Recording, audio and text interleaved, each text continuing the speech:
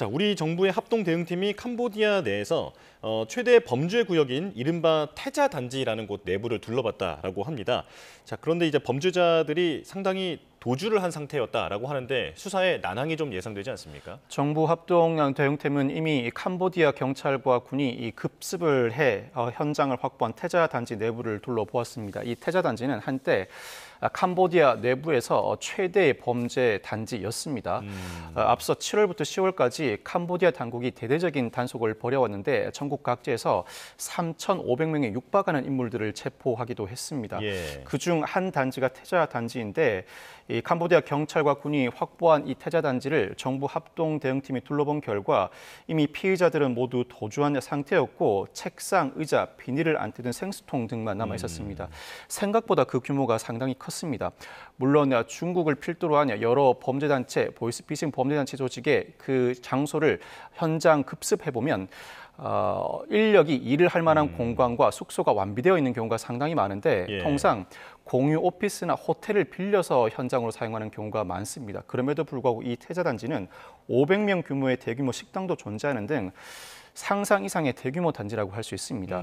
현장에서 피의자들은 모두 도주한 상태였는데 캄보디아 당국 설명에 따르면 첩보를 입수하고 급습했지만 이미 피의자들이 도주한 상황이었다. 일각에서는 경찰과의 커넥션도 의심이 제기되고 있는 상황입니다. 예, 저희가 지금 화면으로 보여드리고 있는 장면이 YTN 취재진이 직접 촬영을 한 모습인데요. 이제 한밤중인데도 지금 이른바 웬치라고 불리는 그 범죄 단지에서 차량들이 빠져나가기 위해서 북새통을 이루고 있는 그런 모습을 보여드리고 있습니다. 앞서 말씀해 주신 대로 어떤 경찰과의 커넥션이라든지 이런 수사 정보를 미리 알고 지금 도주하려는 게 아닌가 추정되는 그런 상황인데요. 이게 지금 경찰뿐만 아니라 캄보디아 내 권력 최고위층과도 연계가 되어 있다라는 그런 의혹도 나오고 있죠.